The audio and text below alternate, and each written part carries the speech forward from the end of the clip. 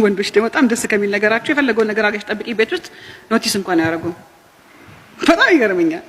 በተለይ ደግሞ የኛ ሀገር ወንዶች ቤቱን አስተካክለሽ ቀያይደሽ ሲገባ ዝም ቅርብ ጊዜ አንድ ትልቅ የትዳር አሰልጣኝ ስለኔ መጥቶ ነበርና ከክፍለ ሀገር ከውጭ ሀገር ስመጣ ሚስቴ ቤቱን ቀይራ መጋረጃ ቀይራ ጠበቀችኛል። እኔ ገባው በላው ጠጣው ምናምን ተኛው። አኩርፋለች የሆነ ሰዓት ሳያታለን ምን ሆንሽ ዞር ስል ተበላህ አልኩ አለ። ወይኔ ሀኒ መጋረጃውን ቀይራ አንድ ሰዓት ከተቀመጠ በኋላ ሰፈልጋ የነበረው ግን ሲገባ ዋው ማሻአላህ ለምን እሱን ለማሰሰት ሰራች?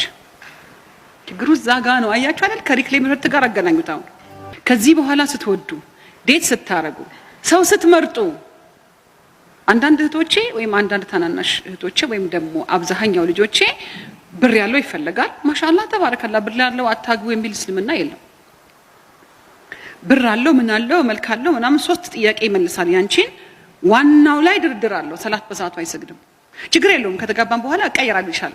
ወንዶች ስማርት ናቸው። ሴቶችን ስታሰምጡ ላ ኢላሀ ኢላላህ ረሱል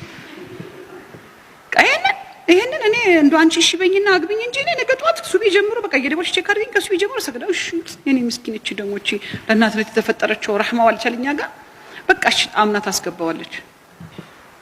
ወይ ሰርጋቸው ቀን ይጀምራል። የሰርጋቸው ቀን በጣም ብዙ ሙሽሮች ሰላት ያመልጣቸዋል። ሰላት ያመልጣቸዋል በጣም ብዙ ሙሽሮች ኢላ መን ረሂመ ረቢ አላህ በውስጣቸው ሰርጾ ፍቃዱን የተሰጣቸው ሰዎች ካንኑ በስተቀር በጣም ከባድ ነው የሰርግ ዕለት። አሁን በመናየው እናት አባት እህት ወንድም ምናምን የሚመለከታቸው ሰርጉ ግብዣው ምናምን ነው።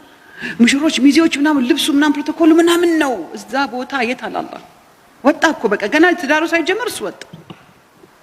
ከዛ ትዳር ውስጥ አላህን ትፈልጊዋለሽ።